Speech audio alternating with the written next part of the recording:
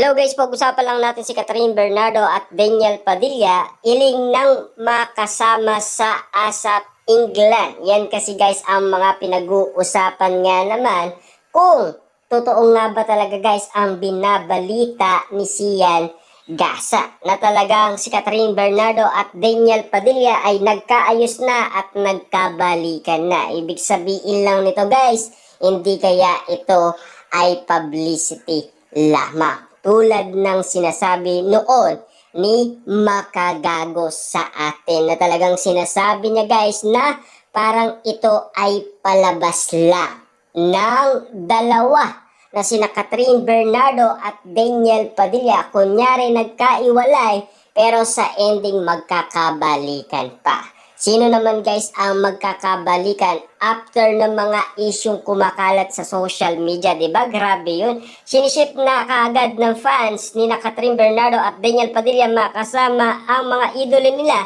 sa ASAP England. Ito ay matapos in-announce sa 30th anniversary episode ng ASAP nitong linggo ang pagkakaroon ng special show ng nasabing longest running ABS-CBN Sunday Musical sa England sa darating na Agosto 30. Wow, grabe nga naman guys, no?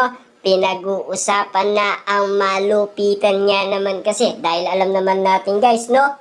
Kalat na ngayon guys na 99.9% confirm sila na daw ayon kay Sian Gasa. At lalong-lalo na guys, putak ng putak nga naman kasi si Sian Gasa sa social media. Talagang binabanatan ni Sian Gasa si Mami Min Bernardo. Talagang patama ang lahat ng kanyang berada na talagang galit na galit nga ba guys si Sian Gasa dahil tinawag siyang fake news. Pero meron nga naman siyang inilalabas na banat umano kay Mami Min Bernardo dahil may edad na si Catherine Bernardo. 28 years old na nga naman kasi guys si Catherine Bernardo at pwede na rin siyang magdesisyon para sa kanyang sarili. At lalo-lalo na guys kung gusto niyang kausapin at gusto niyang makipagbalikan kay Daniel Padilla, wala silang magagawa. Dahil kapag ginusto ni Catherine Bernardo ay talagang pipilitin niya. Ayon kasi guys kay Lolit Salt, matigas ang ulo ni Catherine Bernardo. Yan kasi guys ang update sa atin ng isang balita ayon daw kay Lolit Solits. Grabe nga naman kasi guys ang balita. Talagang hindi tatahimik hanggat walang impormasyon na nakukuha nga naman kasi guys sa ibang tao. Wala pang masyadong ibinibigay na detalye ang management ng ASAP para sa kanilang England show pero abangers na ang Katniel fan sa United Kingdom.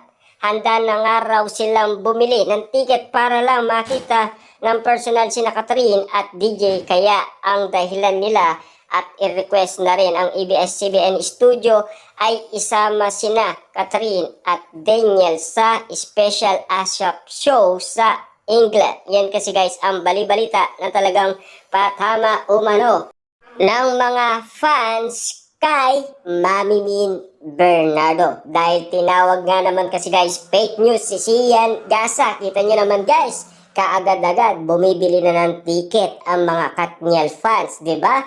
Na talagang tiwala ng tiwala sila kay Sian Gasa. But of course, hindi naman sila nangangarap na magsama sa isang production number ang dalawa. Okay lang daw kahit magkaiwalay like nung Kapamilya Christmas Special last year kung saan ay napabalitaan nga pinuntaan ni DJ sa dressing room si Catherine at binigyan pa ng flowers. Grabe nga naman guys, no? Talagang ang pangako nga naman guys binibitawan ng mga Katniel fans sa kanilang idolo na kahit masilayan man lang sina Catherine Bernardo at Daniel Padilla. Siyempre guys, alam naman natin gagawin yan ng ABS-CBN. Ayon kasi guys sa isang vlogger na si Makagago, publicity lang at parang pinaglaruan lang ang mga tao. Grabe nga naman kasi guys ang bali-balita at lalong-lalo na guys, patama umano ni Sian Gasa dahil sa kanyang ingay, unti-unti na nangyayari umano ang sinasabi noon ni Makagago at lalong-lalo na guys, si Jay Costura sa kanyang ula at prediksyon na talagang tumama nga naman kasi dahil ang energy ni Catherine at Daniel Padilla ay iisa lang. Ibig sabihin, talagang mahal na mahal ni Catherine Bernardo si Daniel Padilla at hindi niya kayang ipagpalit kanino man. Diba? Kahit sa isang katulad ni Alden Richard. Ayon kasi guys, kay Sian Gasa. Well, sana nga dalawa sa mga makasama sa ASAP England, sina Catherine at Daniel, ha? Yun na yun. Ayon kasi guys sa isang balita. Na sana guys no, magkatotoo man ang bali-balita patungkol umano sa Katniel, na sana nga guys totoo ang binabalita nila patungkol umano kay Catherine Bernardo at Daniel Padilla. Isang bagay lang yan guys kung ano ang ibig sabihin niya. Pinalalakas muli guys ang Katniel dahil sa movie. Ayon kasi guys sa balita, collaboration project lang daw ang pinag-uusapan sa Katniel. Siyempre guys, alam naman natin na matindi ang batikos ng mga netizens dahil ang Kat din ay tinawag na paasa. Dahil nga naman kasi sa lahat ng pinakita nila na sweetness at lambing. Pero ngayon guys, pinag-uusapan na ang Katniel. Matunog na sa lahat ng social media kung papaano noon pinag-usapan ang iwalayan. Ganyan na rin guys katindi ang issue na nagkabalikan na umano sina Daniel Padilla at Catherine Bernardo. Talagang maingay-ingay na guys sa social media na talagang lumalakas na ang pangalan Daniel Padilla nang dahil nagkaayos na sila ni Catherine Bernardo.